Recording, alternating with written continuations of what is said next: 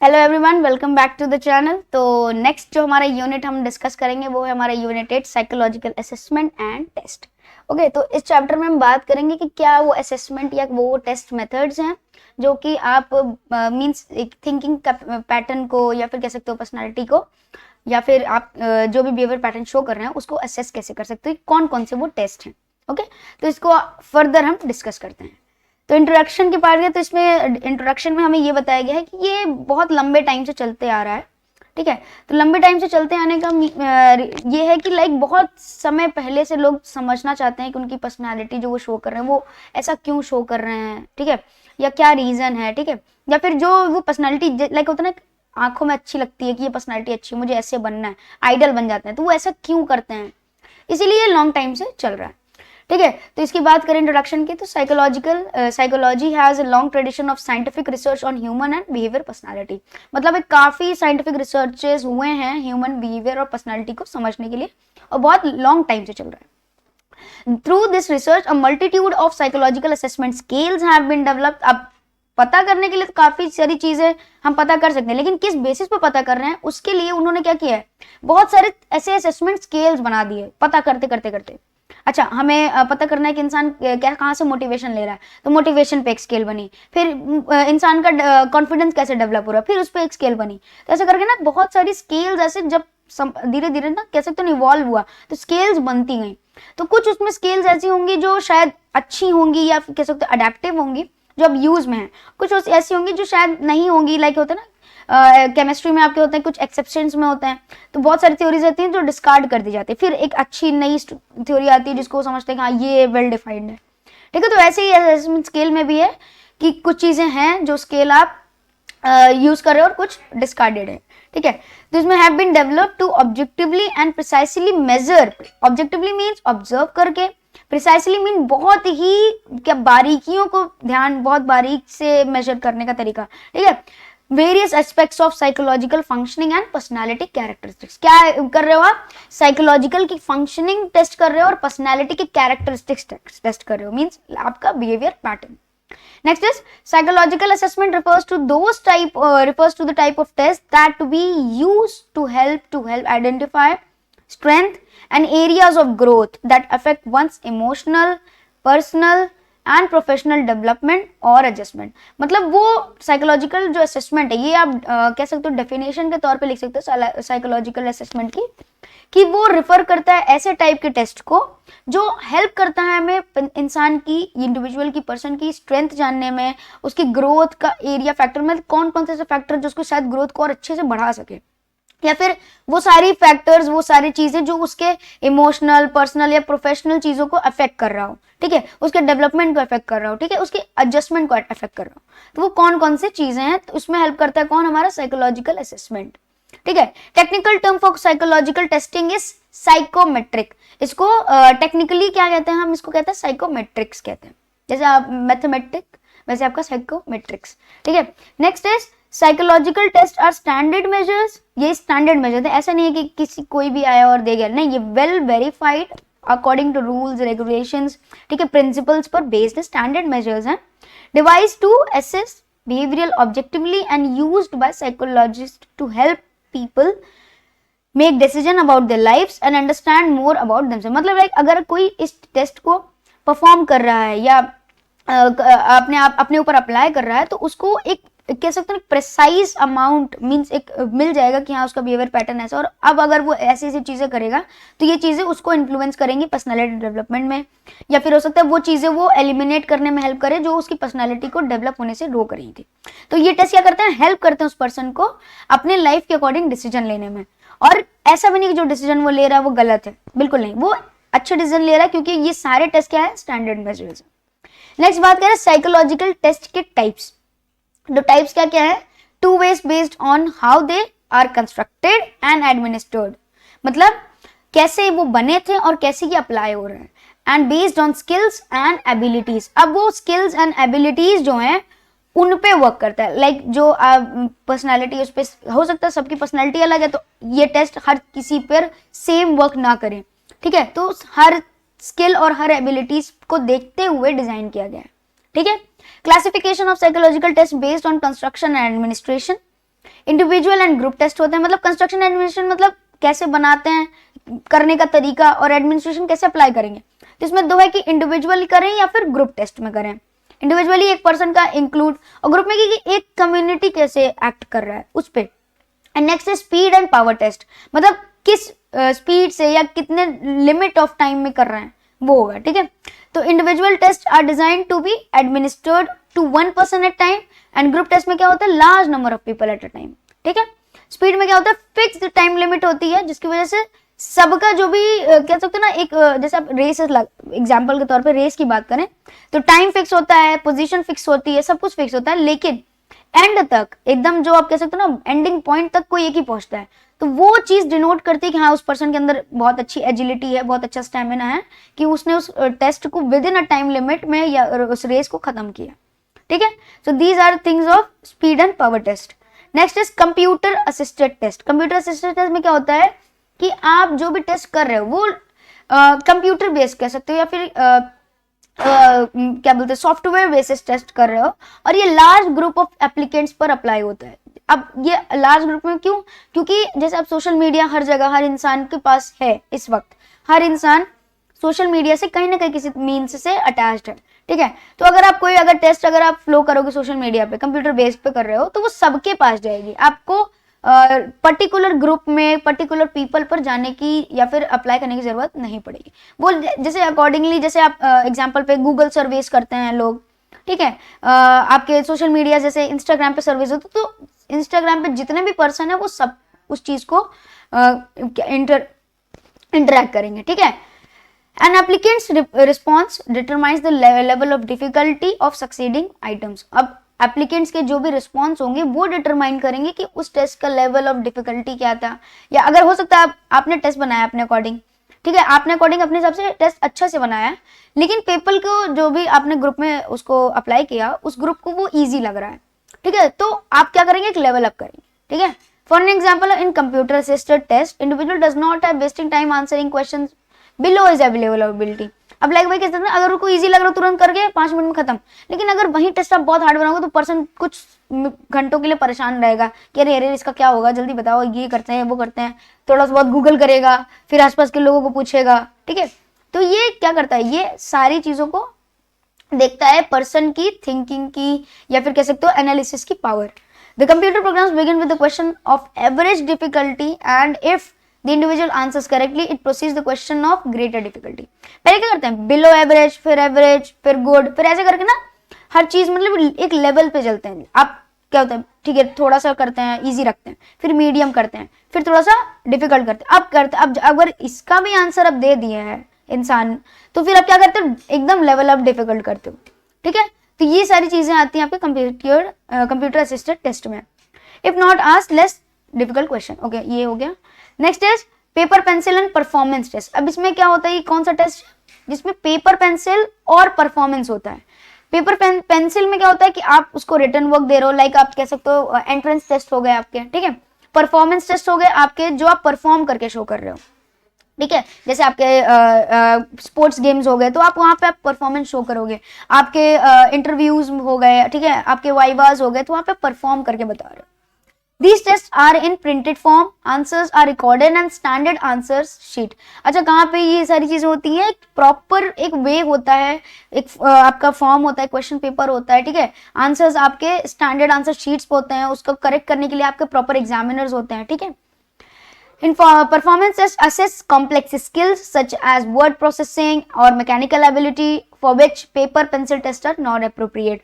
मतलब वो लाइक आपको सकते ना अगर आपको ऐसे फील्ड में करियर बना रहे हो जिसमें स्किल्स की बेस है, वहां पे आपने एंट्रेंस दिया, ठीक है, क्वालिफाई हो गया, लेकिन अगर आपका स्किल टेस्ट नहीं होगा तो हो सकता है आप उस काम को अच्छे से ना कर पाओ या वो एसेस ना कर पाए कि आप किस काम के आपके अंदर कौन कौन से टैलेंट, आप किस काम के केपेबल हो, ठीक है, उसके अकॉर्डिंग आपको वो अपने फील्ड में आपको एडमिट करें, ठीक है।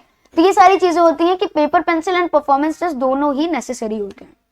Next is classification of psychological test. अब साइकोलॉजिकल टेस्ट की क्लासिफिकेशन क्या क्या है, ठीक है। तो based on test of knowledge, skills and abilities, मतलब जो भी नॉलेज आपके पास है, आपके पास जो स्किल्स हैं, आपके पास जो एबिलिटीज है, आपके जो भी चीजें हैं, ठीक है, जितनी भी चीजें आपकी थिंकिंग पावर है, उन सब के बेसिस पे जो साइकोलॉजिकल टेस्ट हो रहे हैं वो क्या है, तो वो है अचीवमेंट टेस्ट। अचीवमेंट टेस्ट में क्या होता है, यूज इन एजुकेशनल और employment settings, they attempt to measure the achieved knowledge such as mathematics or spellings, example terms, ending। अच्छा, इसमें क्या होता है कि आपके पास जो भी नॉलेज है, आपके पास जो भी स्किल है, आपके पास जो भी एबिलिटीज है, उसको मेजर करके जो भी क्या बोलते हैं ना, रिजल्ट निकाला जाता है आपके अचीवमेंट के अकॉर्डिंग, वो होता है। लाइक एग्जाम्पल तौर पे क्लास में तीन टाइप के बच्चे होते हैं। एक होते हैं जो बहुत टॉपर होते हैं, एक होते हैं जो मीडियोकर्स होते हैं, और एक होते हैं जो एवरेज स्टूडेंट्स होते हैं, ठीक है, बैक बेंचर्स आप कहते हो जिन्हें, ठीक है, तो वो होते हैं। तो ये आप कैसे निकाल रहे हो, वो आप निकाल रहे हो उनके जो भी उन्होंने प्रेजेंट किया है अपने आंसर शीट पर, ठीक है, उनके वाइवा सेशंस में, ठीक है। तो ये सारी चीजें वो आप क्या कर रहे हो, एक मार्किंग दे रहे हो कि हाँ इसने इतना ज्यादा स्कोर किया है, इसलिए इसने इतना अचीव किया है, इसलिए इतना टॉप में है, इसका अबव एवरेज नंबर है, इसलिए मीडियोकर्स में है, ठीक है। तो ये सारी चीजें आप क्या करते हो, अचीवमेंट टेस्ट में करते हो। एप्टीट्यूड टेस्ट में क्या होता है, measures specific abilities such as mechanical और clerical skills। एप्टीट्यूड में क्या होता है, स्पेसिफिक एबिलिटी मेजर करते हो। अब लाइक किसी को दौड़ना है तो आप उसको रिटन एग्जाम तो कराओगे नहीं, उसको सिर्फ दौड़ा के पता कर सकते हो कि वो दौड़ पाएगा या नहीं दौड़ पाएगा, ठीक है। तो वो आप स्पेसिफिक एबिलिटी पे वर्क कर रहे हो। Includes measurement of perceptual speeds and accuracy, attention to details, capacity to visualise, manipulate object in space, principles of mechanical operation, ability to operate computers. For example कहाँ पे होता है ये सब, डिफरेंशियल एप्टीट्यूड टेस्ट डैट में, aptitude general aptitude test battery, ये सब आप ये सारे टेस्ट उसमें होते हैं। लाइक उसमें हर चीज का एक स्पेसिफिक होता है ना। लाइक अगर आपका एग्जांपल की तरफ बात करें, अगर आप किसी को मैकेनिकल वर्क करने के लिए, लाइक कह सकते हो कंप्यूटर बेस्ड वर्क करने के लिए, चलिए एग्जांपल के तौर पे बोलते हैं, कंप्यूटर बेस्ड वर्क करने पे आपको कोई एम्प्लॉय चाहिए, ठीक है। तो आप क्या करोगे, अब आप उस पर्सन को तो नहीं लोगे ना जिनको ड्राइंग बनानी आती हो, आप उसको लोगे ना जिसको कंप्यूटर हैंडल करने, जिसको अच्छे से कंप्यूटर हैंडल करने, हर चीज का सॉफ्टवेयर से लेकर हार्डवेयर हर चीज जो हैंडल कर सकता है, वो आप उसको क्या करोगे, एम्प्लॉयमेंट एज ए एम्प्लॉय रखोगे। तो ये सारी चीजें एप्टीट्यूड में। Next is intelligence. अब इंटेलिजेंस कहाँ देखी जाती है, जहां पे ऑल ओवर चीज मायने रखती है चेक करने के लिए। तो यहाँ पे क्या होता है कि test attempts to measure intelligence, means हर चीज, सराउंडिंग हो गया, इनर हो गया, हर आपका विद इन एंड आउटर, हर चीज को समझने की एबिलिटी जहां पे होती है, वो टेस्ट आप अप्लाई करते हो, और that is intelligence test. Stanford Binet scale होती है, आर्मी अल्फा टेस्ट होते हैं, आर्मी जनरल क्लासिफिकेशन टेस्ट होते हैं इसमें, ठीक है। तो नेक्स्ट इज हमारा इंटरेस्ट टेस्ट। इंटरेस्ट मींस जहां पे पर्सन का खुद का इंटरेस्ट है, जहां पे उसको पता है कि मेरा इंटरेस्ट है, मैं अच्छा करता हूँ और मैं इससे भी अच्छा कर सकता हूँ, वहां पे ये टेस्ट आप अप्लाई करते हो, और उस चीज को वहां पे आप उसको और करियर काउंसलिंग देते हो, ठीक है। वहां पे आप और अच्छे से उसको बताते हो कि हाँ ऐसे करो और अच्छे से आगे बढ़ोगे, ठीक है। जैसे कुछ लोग होता है ना, सिंगिंग में है, तो सिंगिंग में क्या होता है, 2-4 वो ऐसे कॉम्पिटिशन्स में पार्ट करेंगे, फिर वहां पे वो बताएंगे कि और अच्छे से करोगे तो तुम और आगे जा सकते हो, ठीक है। फिर आता है आपका न्यूरोसाइकोलॉजिकल टेस्ट। न्यूरोसाइकोलॉजिकल मींस आपकी थिंकिंग कैपेसिटी, ठीक है, आपकी फंक्शनिंग, आपका कोऑर्डिनेशन, ये सारी चीजें आपके टेस्ट में अप्लाई होता है। These test measure deficient in cognitive functioning, मतलब कहां पर गड़बड़ी है, ability to think, speak, reason, ये सारी चीजें, मतलब आपकी कहां पर चीजों में गड़बड़ी है। लाइक आप बिलो एवरेज हो सकता है आपका आईक्यू, आप सोच नहीं पा रहे हो, आप चीजों को रिलेट नहीं कर पा रहे हो, ठीक है। या हो सकता है आप बोल नहीं पा रहे हो, आपको सारी चीजें पता है, आपको सब कुछ कर सकते हो, लेकिन आप बोल नहीं पा रहे हो, आप लिख नहीं सकते हो, ठीक है, या आप बता नहीं पा रहे हो, मीन्स एक्सप्रेस करने का तरीका नहीं है आपके पास। तो ये सारी चीजें आपकी आती है न्यूरोसाइकोलॉजिकल टेस्ट में। डिफिशिएंट इन कॉग्निटिव फंक्शन में result from some of sort of brain damage such as stroke और brain injury. For example Cambridge neurophysical test, automated battery, ये आपका आता है Benton visual retention test and Wechsler's adult memory scale. तो इसमें क्या होता है कि आपकी मेमोरी स्केल्स वगैरह हो गया, आपके साइकोलॉजिकल टेस्ट मींस एबिलिटी या फंक्शनिंग को टेस्ट करते हैं।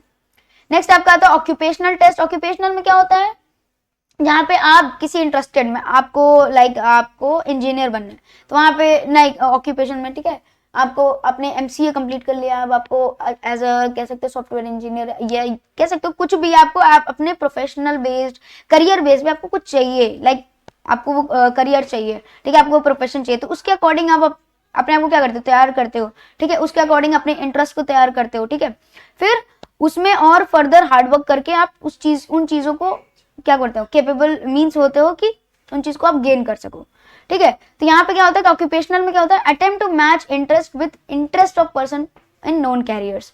आप क्या करते हो, जिस चीज में आपका इंटरेस्ट है उस चीज के अकॉर्डिंग आप अपने आप को फॉर्म करते हो, ठीक है, अपने आप को बिल्ड करते हो, तो वहां पे ये सारी चीजें टेस्ट होती हैं। Next is personality test. आप जानते हो कि पर्सनैलिटी, जैसे हमने बात करी, पर्सनैलिटी टेस्ट में क्या होता है, आपकी पर्सनैलिटी के बेसिस पे जो भी सारी चीजें आपका बिहेवियर पैटर्न, ये सारी चीजें मेजर करके आपकी पर्सनैलिटी स्टाइल बनाई जाती है, ठीक है।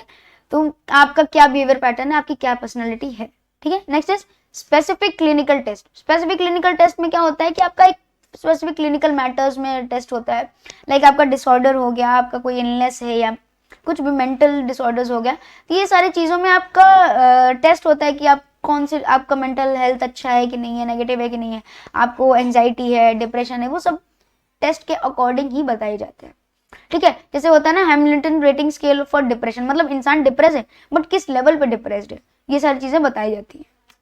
नेक्स्ट आपका डेवलपमेंट ऑफ साइकोलॉजिकल टेस्ट। अब साइकोलॉजिकल टेस्ट में क्या होता है, डेवलपमेंट का मतलब है कि कैसे कैसे चीजें अप्लाई करी जाती हैं जब टेस्ट, साइकोलॉजिकल टेस्ट अप्लाई करते हैं, मींस एडमिनिस्टर करते हैं, ओके। तो एनालिसिस ऑफ सिचुएशन, सबसे पहले कहते हैं कि आपके सिचुएशन को एनालाइज करते हैं। In the first step, detailed analysis of psychological process required for successful performance of the test in question is carried out. मतलब प्रॉपर क्वेश्चनिंग होती है कि अभी का जो सिचुएशन, जो प्रेजेंट सिचुएशन है वो क्या है। Then tentative selection of test time, एक प्रॉपर टाइमिंग दी जाती है आपको, ठीक है, आपका ये सिचुएशन है, ठीक है, अब आपको हम कुछ टाइम देते हैं, मींस एक कह सकते हो ना अपॉइंटेड टाइम देते हैं, आप उस टाइम पे हमें अवेलेबल होइए और हम उस टाइम आपका मेंटल प्रोसेस या फिर कॉग्निटिव फंक्शनिंग या फिर साइकोलॉजिकल टेस्ट हम करेंगे, ठीक है। In the second step, after analysis have been made,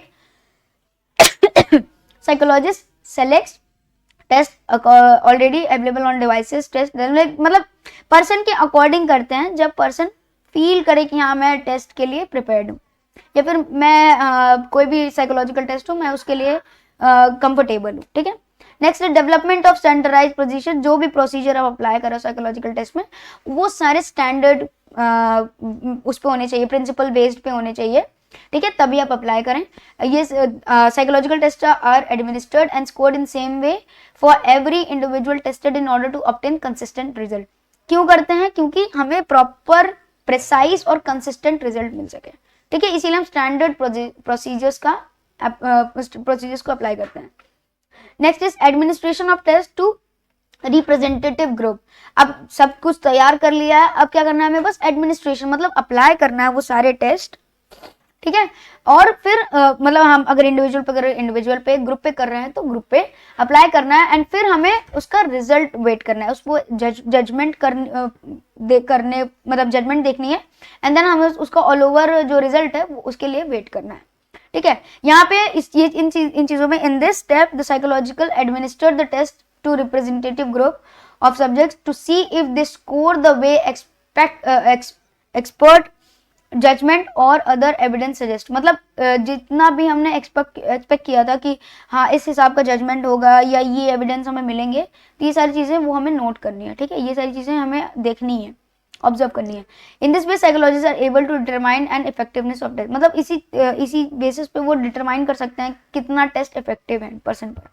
then final selection of test item, मतलब in this process many test items are either discarded और रिवाइज। मतलब हो सकता है आपको कुछ टेस्ट दिए, उसमें आपने कुछ अच्छे किए कुछ अच्छे नहीं किए, तो जो अच्छे किए वो ठीक है फाइन, जो अच्छे नहीं किए उसको आपको रिपीट करना पड़े, ठीक है। या फिर हो सकता है कुछ चीजें लाइक आपके अकॉर्डिंग एप्लीकेबल ना हो, आपके स्किल्स के अकॉर्डिंग एप्लीकेबल ना हो, तो उसको डिस्कार्ड कर देते हैं और आपके अकॉर्डिंग वो नए टेस्ट रिवाइज करते हैं और अप्लाई करते हैं, ठीक है, so that they contribute more directly overall purpose of test. This procedure is called item analysis. मतलब इसको आइटम एनालिसिस इसलिए कहते हैं क्योंकि जो भी चीजें अप्लाई हो रही हैं वो प्रॉपर एनालिसिस में हेल्प करें, मींस वो आपके अकॉर्डिंग हो, ठीक है।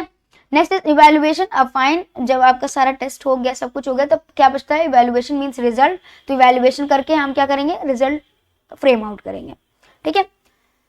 तो this is all was then आपका आता है एक सेकेंड, इवैल्यूएशन। नेक्स्ट हम बात करते हैं कैरेक्टरिस्टिक्स ऑफ साइकोलॉजिकल टेस्ट। अब साइकोलॉजिकल टेस्ट के क्या कैरेक्टरिस्टिक्स हैं, मींस किन सारी चीजों पे वो बेस्ड है, ठीक है। तो carefully develop and research psychological several characteristics, उसमें है स्टैंडर्डाइजेशन, मतलब जो भी टेस्ट हैं वो कंसिस्टेंट है, यूनिफॉर्म है, मतलब स्टैंडर्ड है, प्रॉपर प्रिंसिपल पर बेस्ड है, ठीक है, ठीक है। It refers to the consistency और uniformity of the conditions and procedures for administrating a test, मतलब हर जो आप टेस्ट अप्लाई करो वो स्टैंडर्ड है, उसके प्रोसीजर, उसके कंडीशन या फिर सारी चीजें प्रिंसिपल बेस्ड हैं, क्या बोलते हैं, वेल वेरीफाइड है।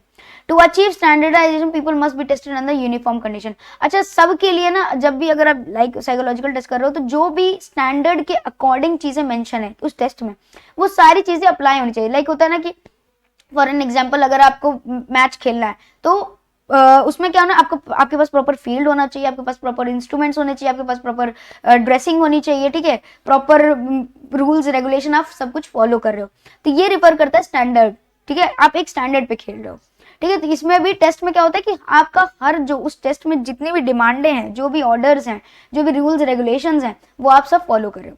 Next is objectivity, it refers primarily to scoring of test result. Scoring process must be free of subjective judgement और बायस, मतलब आप किसी भी चीज को लेके एक ही पल्लड़े में नहीं बोल सकते ना, जो आप टेस्ट कर रहे हो वो हर चीज से फ्री होना चाहिए कि अगर गलत है तो गलत है, सही है तो सही है, ठीक है। नेक्स्ट इज टेस्ट नॉर्म्स, जो भी रूल्स होंगे, नॉर्म्स होंगे, उनको आपको अपने रेफरेंस में रखना है, ठीक है, उस सारी चीजों को देखते हुए स्टैब्लिश करना है, so that performance of other person, जब भी आप कंपैरिजन, लाइक इसमें जो कंपैरिजन की बात करेंगे, अगर आप नॉर्म्स अब एक दूसरे के लिए अलग अलग रखोगे तो आप कैसे कंपेयर कर पाओगे कि किसका परफॉर्मेंस बेटर था, ठीक है। इसीलिए नॉर्म सबके लिए या रूल्स रेगुलेशन सबके लिए एक होने चाहिए ताकि आप परफॉर्मेंस मेजर कर पाओ, ठीक है। और ये एप्लीकेबल कहाँ होता है, जब आप मोर देन 2 पीपल पर अप्लाई कर रहे हो या लार्ज नंबर ऑफ ग्रुप पर अप्लाई कर रहे हो। Next is reliability, reliability means क्या होना चाहिए, कह सकते हो ट्रस्टेबल होना चाहिए, अकाउंटेबल होना चाहिए, ठीक है। अगर आप पर्सन को अपने टेस्ट का उनका टेस्ट आपने लिया, आपने जो भी सारी चीजें अप्लाई करी हैं उसका टेस्ट करके रिजल्ट आप जब पर्सन को दिखा रहे हो कि हाँ थोड़े से आपके पर्सन जो भी स्कोर्स हैं वो अच्छे नहीं है, या फिर हो सकता है आपके स्कोर्स बहुत अच्छे हैं, तो पर्सन को ट्रस्ट होना चाहिए कि हाँ आपने सही लिया है या सही टेस्ट अप्लाई किया है, ठीक है। उसका जो रिजल्ट है वो स्पेसिफिक है, और हो सकता है कहीं कोई रीजन रहा हो कि इतने अच्छे नहीं आए, या फिर कुछ अच्छा रहा हो कि वो अच्छे स्कोर आए, तो पर्सन तभी कर पाएगा ना जब उसके अंदर ट्रस्ट डेवलप होगा। तो रिलायबिलिटी मींस जो भी आप टेस्ट कर रहे हो वो ट्रस्टफुल हो। नेक्स्ट इज वैलिड हो, वैलिडिटी मींस जो भी हो ना एक्यूरेसी के साथ हो, वैलिड हो, प्रॉपर रूल्स एंड रेगुलेशंस हैं, मेजर्स हैं, तो सारी चीजें होती है ना कि वैलिड चीजें हो, आप जो अप्लाई करो वो चीजें वैलिड हो, तो पर्सन क्या करता है कि उस चीज को अडेप्ट करने में उसको लिए कंफर्ट होता है, ईज होता है।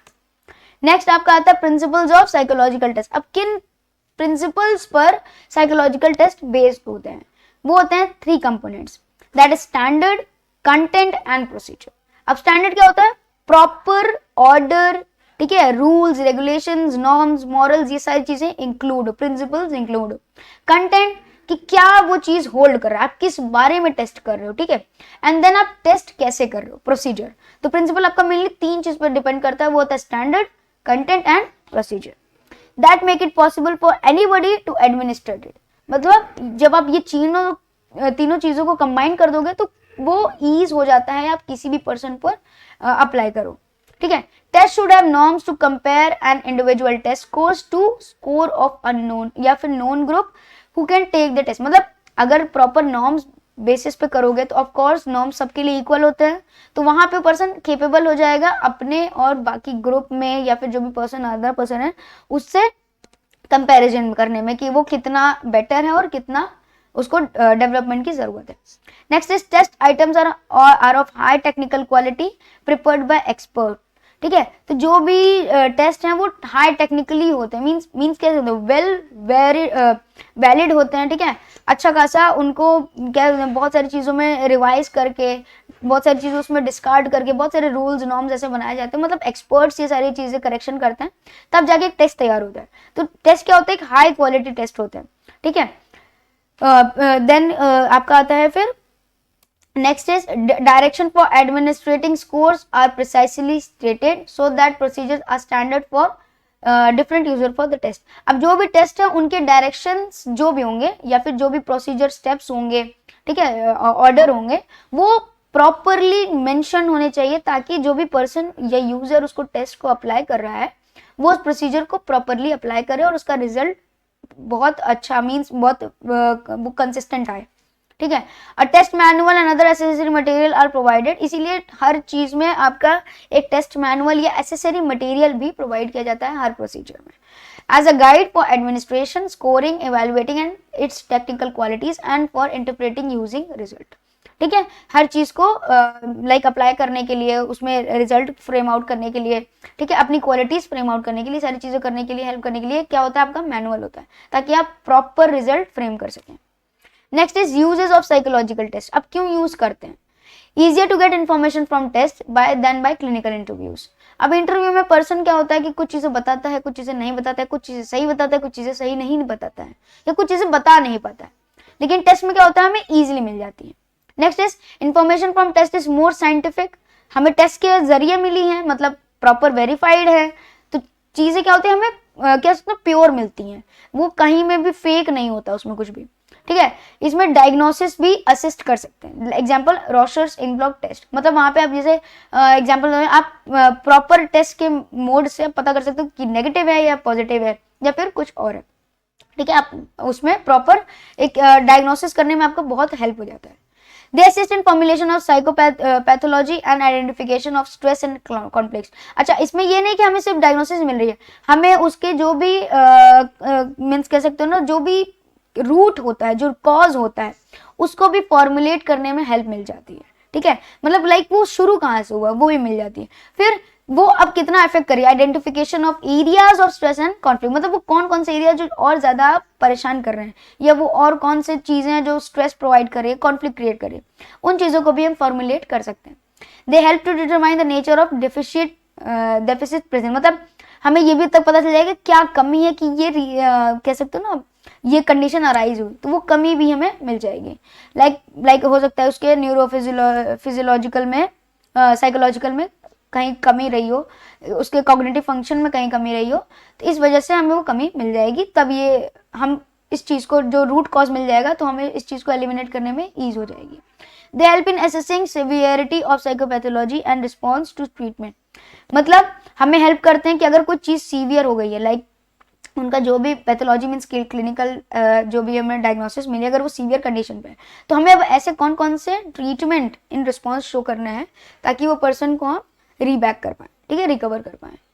दे help in assessing general characteristics of individual, of course general characteristics जो हमें जो प्योर कैरेक्टरिस्टिक्स वो हमें मिल जाएंगे, लाइक उसके इंटेलिजेंस का असेसमेंट, उसके पर्सनालिटी का असेसमेंट, ठीक है, ये सारी चीजें हमें मिल जाएंगी, ठीक है। Personalities help us to understand individuals interpersonal style, उसका खुद का क्या लाइफ स्टाइल है, क्या रोल है, सारी चीजें, मतलब इंटरपर्सनल मीन्स उसके विद इन में क्या बिहेवियर पैटर्न चल रहा है, क्या चीजें हैं, क्या कॉन्फ्लिक्ट्स हैं, वो सारी चीजें हमें मिल जाएंगी। In addition to clinical measures for things like depression, mood disorder, anxiety, सारी चीजें हमें मिल जाएंगी। फिर पर्सनालिटी ट्रेस लाइट्स इंट्रोवर्जन, मतलब इंट्रोवर्ट है, एक्सट्रोवर्जन, ये डोमिनेंट है, सबमिसिव है, ये सारी चीजें हमें मिल जाएंगी। फिर क्वालिटीज भी हमें मिल जाएंगी, लाइक लीडरशिप है, ठीक है, वर्क परफॉर्मेंसेस मिल जाएंगे, ठीक है, ये सारी चीजें हमें उस टेस्ट के अकॉर्डिंग कैरेक्टरिस्टिक्स जो हैं वो हमें टेस्ट में मिल जाएंगी। These test are also used in forensic evaluation, litigation, family court issues और क्रिमिनल चार्जेस। अच्छा, ये टेस्ट हमें वहां भी हेल्प करते हैं, लाइक जो हमारे लीगल केसेस हैं, जहाँ पे आप देखते हो ना कि हाँ ये मेंटल एबिलिटी थी या ये थिंकिंग की, इस वजह से ये क्रिमिनल कॉज है, ठीक है, इस वजह से ये कॉज है कि ये ऑफेंस हुआ है, ठीक है, तो ये सारी चीजें हमें हेल्प करती हैं क्रिमिनल केसेस में। These tests assess level of functioning और disability, मतलब कितना लेवल ऑफ फंक्शनिंग और कितना डिसेबिलिटी है, अगर किसी को डिसेबिलिटी तो किस लेवल पर है, थोड़ा बहुत भी काम कर रहा है या नहीं कर रहा है, तो ये चीजें हम असेस कर सकते हैं। तब अब इस टेस्ट की लिमिटेशंस क्या है, मतलब हम कहाँ पे इन टेस्ट को अप्लाई नहीं कर सकते या फिर वैलिड नहीं है ये टेस्ट, तो वो है no physiological psychological test is ever completely valid और रिलायबल, मतलब वो इसलिए बोला जाता है क्योंकि हर पर्सन का एक जो साइकोलॉजिकल बिहेवियर है, ये ठीक है, या जो उनका कॉग्निटिव फंक्शनिंग वो अलग अलग है, तो हर टेस्ट हर पर्सन पर एकदम सटीक नहीं बैठता, इसीलिए वो हर चीज में वैलिड, कंप्लीटली वैलिड नहीं है, हर चीज में मतलब कंप्लीटली ट्रस्टेबल नहीं है, हो सकता है कुछ ना कुछ उसमें एक्सेप्शंस हो या फिर ऑब्जेक्शंस हो, because the human psyche is just too complicated to know anything about it with full confidence, ठीक है, that's why there can be uncertainty about the cases even after the extensive testing. ठीक, हम बार बार कर रहे हैं लेकिन हो सकता है वो चीजें अप्लाई ना कर पा रही, इसलिए वो चीजें बाहर नहीं आ रही हैं उनके बिहेवियर पैटर्न में। Many applicant experience considerable test anxiety. अब हाँ, ये भी होता है कि अगर कोई भी टेस्ट नॉर्मल, चाहे आपका फिजियोलॉजिकल टेस्ट, साइकोलॉजिकल टेस्ट हो, आपका एग्जाम टेस्ट हो, वो आपको एंग्जाइटी होगी। तो एंग्जाइटी की वजह से जो चीजें नहीं भी होंगी वो चीजें भी बाहर आ जाती हैं। ठीक है, तो ये सारी चीजें क्या होता है, ये इसका एक ड्रॉबैक है कि कोई भी टेस्ट आप अप्लाई करोगे तो एंग्जाइटी होगी। Negative attitudes towards psychological test में also lower applicants motivation to perform well on test. Of course जब एंग्जाइटी होगी तो मोटिवेशन थोड़ा सा गिरेगा, उसकी वजह से क्या होगा, जो टेस्ट का रिजल्ट आना होगा वो नहीं आएगा। ठीक है, administration interpretation of test done by qualified psychologist. हाँ, इसमें अगर क्वालिफाइड साइकोलॉजिस्ट नहीं करेंगे या एक्सपर्ट्स नहीं करेंगे तो वो हो सकता है जो प्रोसीजर अप्लाई कर रहे हो या फिर जो आप इंटरप्रेट कर रहे हो, जो रिजल्ट आप निकाल रहे हो वो एकदम वैलिड ना हो। ठीक है, इंटरप्रिटेशन ऑफ साइकोलॉजिकल टेस्ट। अब इंटरप्रिटेशन कैसे मीन्स आप कैसे आप समझ पाओगे कि टेस्ट जो हमने अप्लाई किया वो कैसे वेल डिफाइंड है, ठीक है, या फिर क्या रिजल्ट आ रहा है। Integration of test finding into comprehensive meaningful report is probably most difficult aspects of psychological evaluation. मतलब वो टेस्ट, जब आपने टेस्ट अप्लाई किया उनकी फाइंडिंग, ठीक है, उनकी सारी चीजें, ये सारी चीजें आप जब नोट करने बैठोगे तो वो बहुत डिफिकल्ट होता था हर चीज को रिलेट करके एक प्रॉपर वो निकालने में, रिजल्ट निकालने में। ठीक है, तो ये सारी चीजें होती हैं इवैल्यूएशन में। Interference from various test must be related to one another in terms of clinician confidence in some and patient presume level of awareness. मतलब ये सारी चीजें इंक्लूड होती हैं। लाइक अगर आप कोई वेरियस टेस्ट अप्लाई कर रहे हो, ठीक है, तो वहां पे क्लिनिकल बेसिस भी होनी चाहिए, कॉन्फिडेंस भी होना चाहिए, पेशेंट भी मीन्स आपका होता है ना जैसे लो मोटिवेटेड हो गया, ये सारी चीजें, ठीक है, अवेयर होना चाहिए। तो जब तभी आपका एक प्रॉपर रिजल्ट का इंटरप्रिटेशन बहुत अच्छे से होगा। ठीक है, most clinical follow some journal outline in preparing psychological reports such as test behavior, intellectual functioning, personality functioning। ठीक है, then आपका आता है infrared diagnosis and degree of present over disturbance।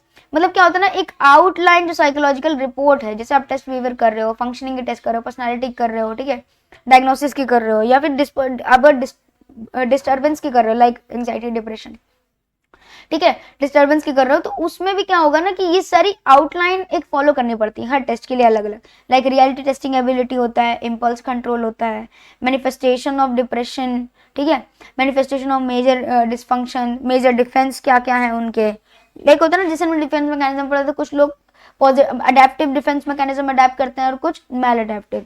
ये सारी चीजें क्लिनिकल को जो भी एग्जामिनर है उसको पता होना चाहिए टेस्ट एडमिनिस्ट्रेट करने के पहले। Next is prognosis for social recovery, motivation for personality change, primary assets and weakness, recommendation and summary. मतलब जो भी हमें मिला है डायग्नोसिस, उसकी प्रोग्नोसिस मतलब वो बढ़ रहा है कि वो कम हो रहा है, या वो रिकवर कर रहा है या फिर नहीं कर रहा है। ठीक है, मोटिवेशन मीन्स उसकी पर्सनालिटी में कोई चेंज आ रहा है, उसको मोटिवेशन कोई मिला है या नहीं मिला है। ठीक है, ये सारी चीजें आप इंटरप्रेट करोगे टेस्ट के रिजल्ट्स में। प्राइमरी एसेट्स, वीकनेस, मतलब उसके क्या खुद के स्किल्स हैं, क्या उसकी स्ट्रेंथ है, क्या वीकनेसेस हैं, फिर आप उसको रिकमेंडेशन दोगे और एक समरी फॉर्म करोगे। Next is role of nurse in psychological assessment. अब साइकोलॉजिकल असेसमेंट में नर्सेज का क्या रोल है। ठीक है, नर्सेज में लाइक टेस्ट कर रहे हैं, कौन कर रहा है, जो आपके फिजिशियंस होते हैं, ठीक है, जो आपके साइकेट्रिक्स होते हैं वो कर रहे हैं, लेकिन नर्सेज का क्या रोल है इसमें वो हम बात करेंगे। Nurses should be familiar with the many standardised psychological test that are available to enhance each stage of nursing process. अगर नर्सिंग को साइकोलॉजिकल स्टैंडर्ड बेस्ड है साइकोलॉजिकल टेस्ट के बारे में पता होगा, फेमिलियर होंगी, तो वो अपनी जब भी नर्सिंग प्रोसेस बनाएंगे पेशेंट को लेके, तो उनमें उन सारी चीज़ों में उनको हेल्प मिलेगी, वो एनहांस करेंगे। लाइक अगर चोट लगी है पर्सन को, ठीक है, लेकिन अगर वहीं पे लाइक रीज़न पता होगा कि हाँ पर्सन क्या बोलते हैं उसका खुद का इन्वॉल्वमेंट था उस चोट में, तो वहाँ पे क्या होगा ना, नर्सिंग प्रोसेस में वो चीज़ें अप्लाई करेंगे कि हाँ उसकी एंग्जाइटी कम करो, ठीक है, उसका जो भी डिप्रेसिव मूड है वो कम करो। ठीक है, ये सारी चीज़ें होती है, वो होल्ड करने में ईज हो जाती है। These tests will help in providing care provide measurable indicators of treatment outcome, मतलब केयर प्रोवाइड, जो आप केयर प्रोवाइड करोगे उसमें हेल्प करेंगी, ठीक है। आपके जो भी ट्रीटमेंट हैं जो चल रहे हैं उसमें भी एक प्रॉपर एडवांसमेंट मिलेगी हमें। For example, if the nurse is caring for a patient with depression, it would be helpful to use one of depression rating scales with the patient at beginning of care and treatment to establish the baseline profile of the patient's symptoms and help to confirm the diagnosis. For an example, अगर जैसे आपके पास कोई patient आया है और आपको उसकी BP जो है वो फ्लक्चुएट कर रही है, ठीक है, तो अगर आपको बीपी लेना ही नहीं आएगा, आपको नहीं पता है कि ब्लड प्रेशर कैसे मेजर करते हैं, तो आप नहीं कर पाओगे, और नहीं कर पाओगे तो आप फिर उस चीज़ का ट्रीटमेंट भी नहीं कर पाओगे। तो इसीलिए जब साइकोलॉजिकल असेसमेंट नर्सेस को पता होंगी तो वो उसको अप्लाई करेंगी, फिर उन सारी चीज़ों का एक क्या बोलते हैं ना, एक एनालिसिस वो निकालेंगे, एक इवेल्युएशन करेंगे और फिर उसके अकॉर्डिंग वो ट्रीटमेंट प्रोवाइड करेंगे। The nurse might then administer the same scale at various times, तो वो अलग अलग टाइम्स पे वो चीज़ें अप्लाई करके अलग अलग टाइम पे कि हाँ अब तब थोड़ा ठीक था, अब थोड़ा ठीक है। लाइक होता है ना, बुखार नापते रहते हैं समय समय पे, हर 6 घंटे पे, कि अब पहले बुखार इतना ज़्यादा था लेकिन अब कम है, तो अब दवा शायद नहीं देनी है, पहले ज़्यादा था तब दी थी, ठीक है। तो ये सारी चीज़ें होती हैं, हेल्प करती हैं। A nurse should have a knowledge about all psychological tests, which will enable her to clarify patients and relatives' doubt regarding the psychological test they have undergone। मतलब उन्होंने लाइक पेशेंट है या फिर उनके जो रिलेटिव्स हैं, फैमिली मेम्बर्स हैं, उन्होंने साइकोलॉजिकल टेस्ट किया है, अब वो आपको बता रहे हैं, लेकिन आपको नॉलेज ही नहीं है अगर, तो आप उनके डाउट्स कैसे क्लियर कर पाओगे कि हाँ ऐसे टेस्ट में हुआ था, अगर ये रिजल्ट आया था तो क्या रीजंस थे, ठीक है। The nurse should reassure the patient about safety of the test and confidentiality of observation of the psychologist। मतलब नर्स का ये रूल होता है कि जो पेशेंट की जो भी रिजल्ट आ रहा है वो कॉन्फिडेंशियल रखे और टेस्ट में उसकी सेफ्टी को एक कह सकते हो ना प्रायोरिटी दे, जब भी साइकोलॉजिस्ट ऑब्जर्वेशन कर रहा होता है, ठीक है। Psychological test are another source of data for nurses to use planning care for the patient. मतलब साइकोलॉजिकल टेस्ट क्या होता है, एक सोर्स ऑफ डेटा होते हैं। लाइक आप कह सकते हो ना, अगर फॉर एन एग्जांपल एक हॉस्पिटल में अगर 100 पेशेंट हैं और 100 पेशेंट पे अलग अलग टेस्ट हमने अप्लाई किया, तो वहाँ पे हमें एक मेजॉरिटी होगी ना कि एक ही पार्ट ऑफ मिलेगी हमें, फिर अदर जो माइनॉरिटी होगी एक पार्ट ऑफ साइकोलॉजिकल, मतलब कुछ होंगे जो बहुत पॉजिटिव होंगे और कुछ होंगे जो बहुत नेगेटिव होंगे, तो हम एक ऑल ओवर एक कह सकते हो ना आउटकम, एक ग्राफ मिल जाता है, ठीक है। तो ये सारी चीजें हेल्प करती हैं साइकोलॉजिकल असेसमेंट में नर्स को, ठीक है। तो ये रोल्स होते हैं जिनके बारे में हम बात किए हैं। ओके, थैंक यू, मिलते हैं हम आपसे नेक्स्ट वीडियो में।